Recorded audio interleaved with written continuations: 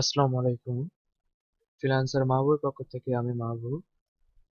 গত ভিডিওতে আমরা কিছু ইনপুট ফিল্ড সম্পর্কে জেনেছি। আজকে আমরা জানব বাটন সম্পর্কে। আমরা কিভাবে বাটন তৈরি করব। তো চলো আমরা এটিকে প্র্যাকটিক্যাল করে নিই।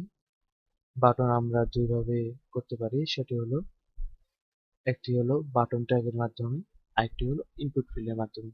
প্রথমে আমরা ইনপুট ফিল্ডের মাধ্যমে করব।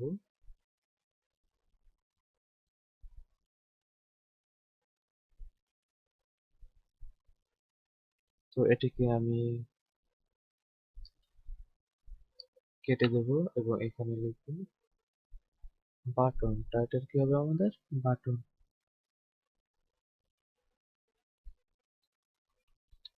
আমরা বাটন ক্রিয়েট করব।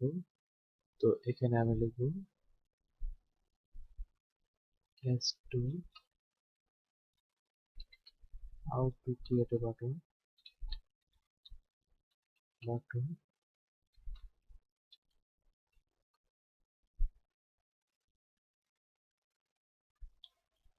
তো আমরা যদি এখন আমাদের বাটন ক্রিয়েট করতে চাই, তাহলে কি করতে হবে?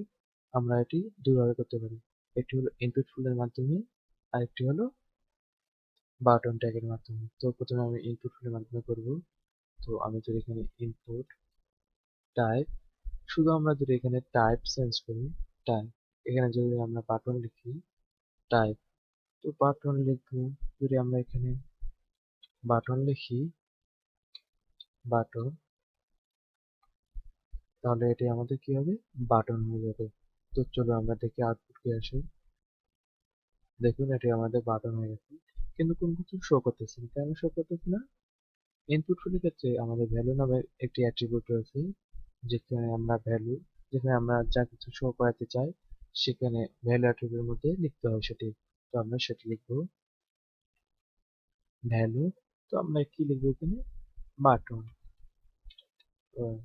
তো এটি হলো আমাদের বাটন। দেখুন আমাদের আউটপুট এসেছে। এটি মূলত আমাদের হলো বাটন। আমরা এখানে আইডি বা নাম ইউজ করতে পারি। যখন আমরা পুরো ফর্ম তৈরি করব তখন এটি আমরা দেখাবো আপনাদের। বিশেষ করে যখন আমরা সিএসএস স্টাইল করব, অর্থাৎ ফর্ম ডিজাইন করব, তখন এটি আপনাদের বিস্তারিত জানাবো। এখানে আমরা নাম, আইডি, ক্লাস ব্যবহার করতে পারি। তো আমি এখানে যেহেতু বেসিক শেখাচ্ছি, তাই আমরা এখানে ইউজ করব না নাম, আইডি, ক্লাস। তো আমি আরেকভাবে বাটন তৈরি করতে পারি, সেটি হলো বাটন ট্যাগের মাধ্যমে। তো চলুন সেটি আমাদের জেনে নেই।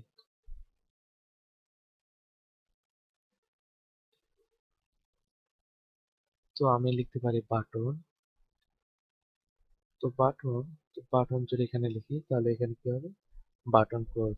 এখানে আমরা বাটন শুরু করেছি, এখানে বাটন ক্লোজ, বাটন নামের ট্যাগ।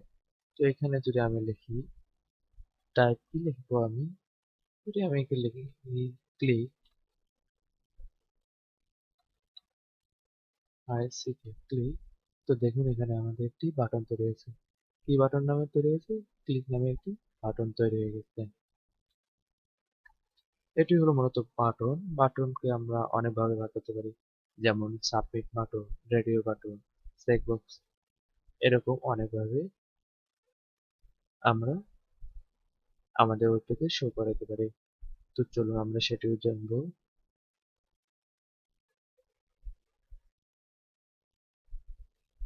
আমরা আরেকটি বাটন সম্পর্কে জানবো, সেটি হলো আমাদের রিসেট।